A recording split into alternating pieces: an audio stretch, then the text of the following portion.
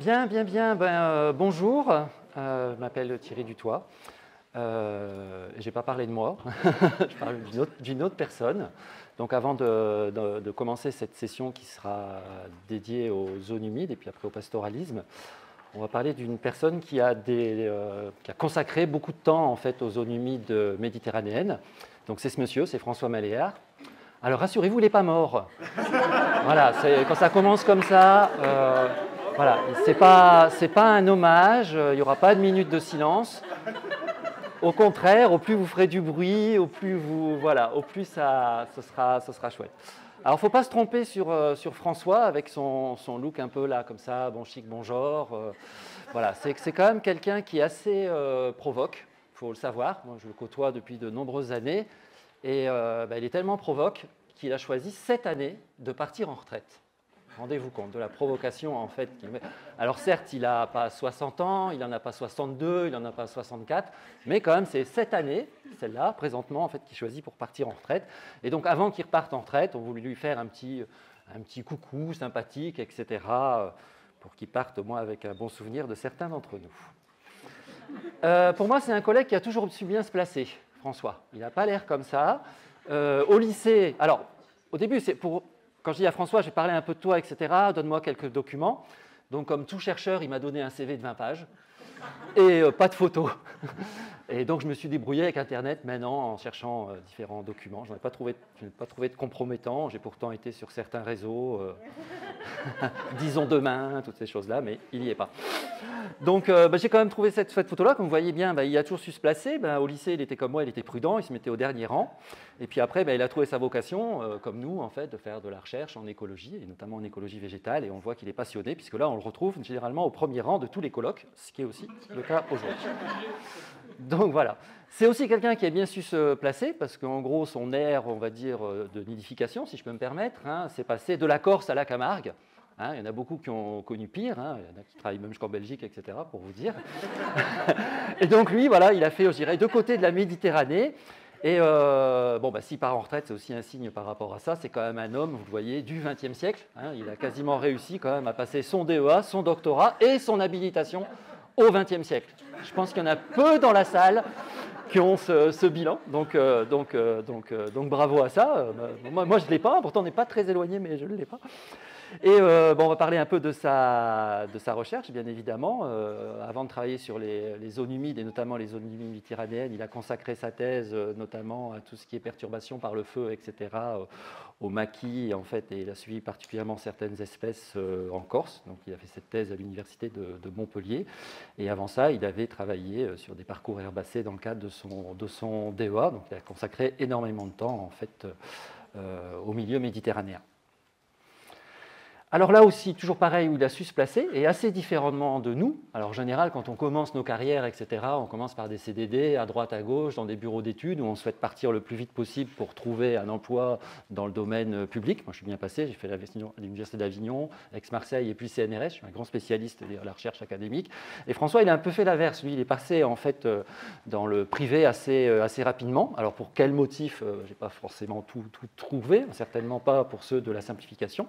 Donc entre les fin des années 80 et 2010, il a donc été chargé de recherche et directeur de recherche à l'Institut de recherche de la Tour du Valat, un institut quand même de réputation mondiale en matière de conservation, de gestion, de restauration des zones humides et puis de toutes leurs composantes, où il a quand même pendant de nombreuses années en fait occupé un poste, je dirais, de haute responsabilité par rapport à nous.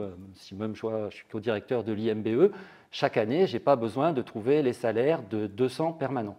Ce qui n'était pas le cas de François, qui lui non seulement avait une équipe qui devait faire fonctionner avec les budgets de fonctionnement, et vous savez la difficulté de trouver ces budgets de fonctionnement, mais qui devait également trouver les budgets pour une équipe d'une dizaine de personnes en gros en fait tous les ans.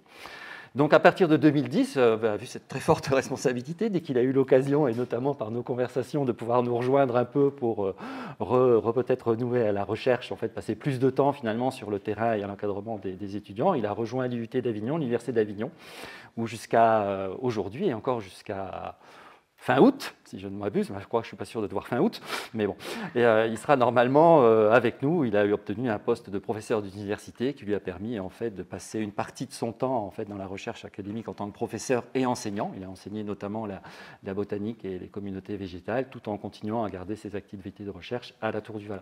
Donc c'est quand même une carrière assez, en fait, on va dire originale. Il y a très peu de personnes qui ont passé autant de temps dans un institut de recherche privé en France. Alors, qu'est-ce qu'il y a fait durant toutes ces années? Alors, c'est difficile parce que bon, j'ai que 10 minutes et puis j'ai déjà pas mal mangé mon temps. Et donc, résumer une carrière en 10 minutes, bon, j'essaie de sortir les mots-clés en fait. Hein. C'est quand même quelqu'un qui a, pour moi, enfin, qui a lu quand même ses publications. Je ne sais pas si c'est le cas de beaucoup de personnes dans la salle, mais moi j'en ai lu pas mal. C'est quelqu'un qui a un niveau en fait d'intervention qui m'a semblé toujours très original et compliqué. C'était celui d'essayer de définir en fait finalement quand on a des niveaux d'intervention pour la conservation des zones humides ou des prairies sèches, etc. C'est bien beau de remettre en place les grands herbivores quels qu'ils soient, mais après il y a toute cette régulation en fait de la perturbation, de savoir quand est-ce qu'on rentre tel ou tel animal, quand est-ce qu'on les sort, quand est-ce qu'on les fait re-rentrer, est-ce que ça a le même impact sur la végétation, sur les insectes, etc. Il a passé énormément de temps en fait à travailler sur ça et à bien montrer les différences qu'il y a entre charge moyenne, charge instantanée, etc. Que quelquefois les grands herbivores qu'on fait rentrer, finalement les lapins qui étaient déjà faisaient plus de boulot que ceux qu'on a voulu bien faire rentrer. On a travaillé à deux là-dessus, c'était assez intéressant. Et bon, il y a peu de personnes qui s'intéressent à ces problématiques qui sont donc de fait très compliquées.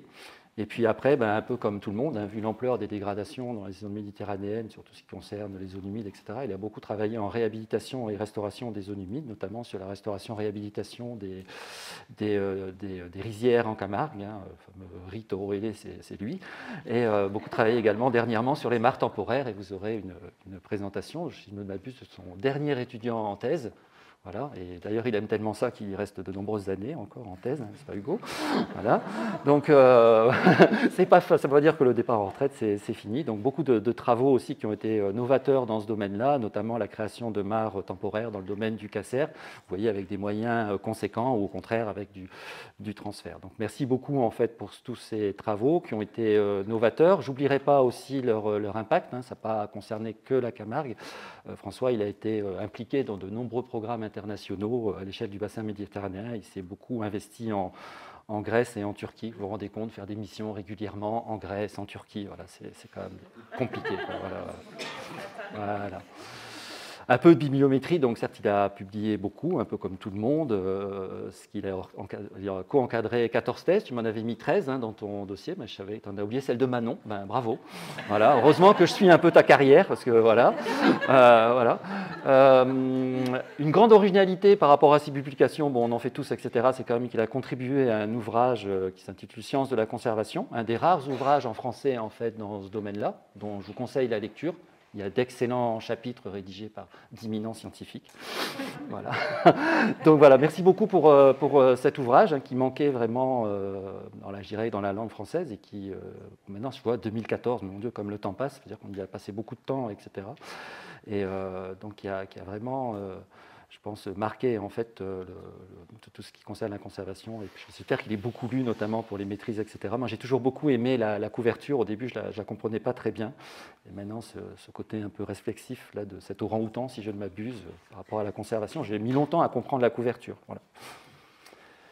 Ah ouais, voilà, je ne vais pas être plus long. Merci beaucoup, François. Alors, merci bien évidemment pour tout ce que tu as pu faire pour la conservation des zones humides méditerranéennes. Merci pour le retour des grands herbivores. Merci pour tous ces étudiants que tu as encadrés, dont la plupart ont connu en fait, des carrières fabuleuses et continues et te doivent beaucoup. Alors, je vais paraphraser une célèbre actrice française, sans pleurer, j'espère. Alors, je ne sais pas si la science, elle va te manquer, mais en tout cas, à nous, tous, tu vas beaucoup nous manquer. Voilà. Merci beaucoup, François.